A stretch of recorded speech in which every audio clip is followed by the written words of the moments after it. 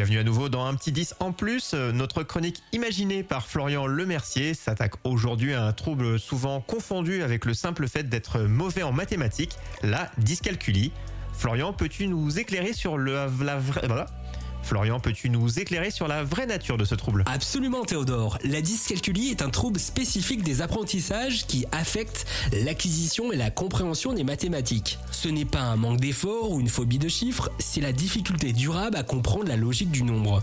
Le cerveau a du mal à manipuler et à organiser l'information. Concrètement, comment se manifeste cette difficulté à comprendre la logique du nombre dans la vie de tous les jours ? Les manifestations sont très variées, allant du comptage aux opérations complexes. Voici quelques signes typiques.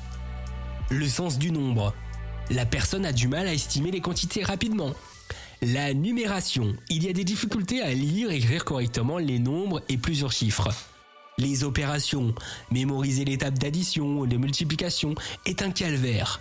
La dyscalculie peut aussi avoir du mal à aligner correctement les chiffres dans une opération posée. L'abstrait est l'organisation.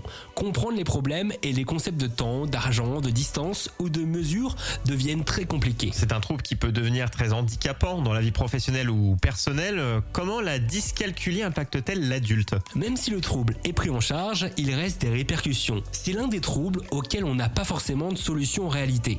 Par exemple, je vous parlais des tables de multiplication. Je n'ai jamais rentré ces tables et j'ai utilisé plein de méthodes dans la planète pour trouver, mais rien n'a marché. A contrario, quand j'ai appris les équations, j'étais le meilleur. Je les résoudais en quelques secondes. Le cerveau d'un 10 a un autre fonctionnement, une autre logique qui n'est pas dans la normalité. On va avoir tendance à avoir un raisonnement particulier. On va prendre plus de temps pour arriver à la même solution. Heureusement, aujourd'hui, tout le monde a une calculette. Merci Florian, et ce n'est pas un frein, c'est ce que tu dis, mais une façon de fonctionner un peu différente. On le rappelle, tu es l'auteur du livre Sur les ondes d'une vie de dyslexie et tu parles de ta vie de l'enfance jusqu'à ta vie pro avec des troubles 10. Un joli message porteur d'espoir pour crier haut et fort, les troubles 10 ne sont pas un frein mais une force. Pour mieux comprendre ces troubles qui façonnent notre société mais que la société elle-même ne veut pas voir, nous vous expliquons tout dans un petit 10 en plus.